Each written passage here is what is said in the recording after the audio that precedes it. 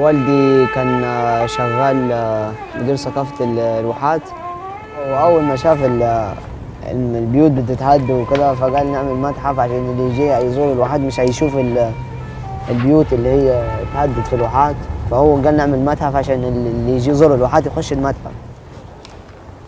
المتحف ده في الأول كان غرفة واحدة، كان كل ما يشوف فكرة جديدة بيكبر في المتحف لحد ما خلاها 15 غرفة. هو كان لوحده، يعني المتحف ده كله بنيه بإيده، محدش ساعده. شغله كله عن تراث الواحات، شغله كله من الطبيعة. كان بيحب الناس، الستات الكبيرة والناس الكبيرة، كان بيروح يتكلم معاهم وبيعرف أفكار منهم وبيجي يعملهم في المتحف. لكن هنا كان في بيوت زي اللي انت شفتها دي، البيوت كان كل مثلا حته زي كده يبقى فيها شويه بيوت، والبيوت تبقى مفتحه على بعضها زي المتحف، الناس عادي عايشه مع بعض لكن مش زي دلوقتي، الدنيا باظت. بابا كان يسافر وكانت الناس كانوا يشوفوا وهو شغال، يعني معرض فيه ناس من كل البلاد والناس كلها شغاله في تعمل شغله، كان الناس كلها بتجي تلم عليه هو عشان بيعمل حاجات، بيرسم بالرمل وبيعمل حاجات من الطين. يعمل التمثال ما ياخدش معاه دقيقة واحدة، كان بتشوفه هو شغال بيخلص بيعمل لك تمثال ما ياخدش معاه.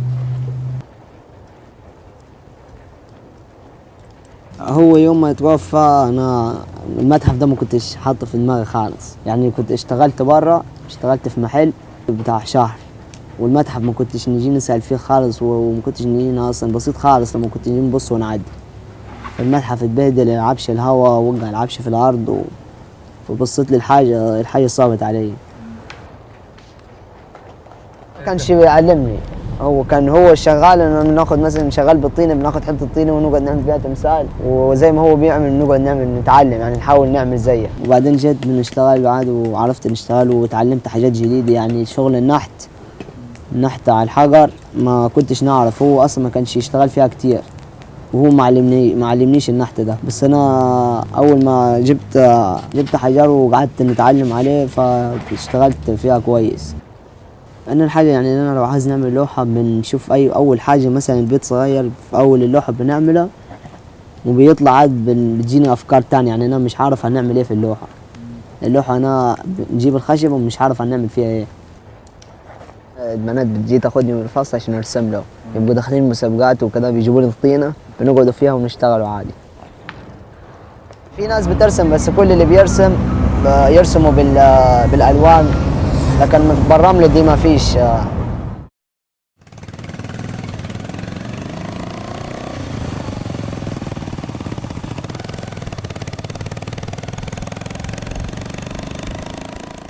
انا الرمله دي بنجيبها من الجبل، من الصحراء، بنجيب كل الالوان، عندي لون احمر واصفر واخضر وبنفسجي كل الالوان، وكل لون ليه مكان معين، يعني زي اللون الاخضر ده بنجيبه من حته اسمها المناجم اللي هي في اول الواحات. في ناس بتجي ومش بياخدوا حاجه، وفي سياحة برضه بيبقوا ماشيين كده ما يعرفوش اللي ده متحف بينزلوا، وفي ناس سياحة بتخش الواحات ويخلصوا رحلاتهم وبيطلعوا ما يعرفوش اللي دي فيها متحف أصلا، يعني في ناس من الواحات يعني لحد وقت مش عارفين إن ده متحف والله.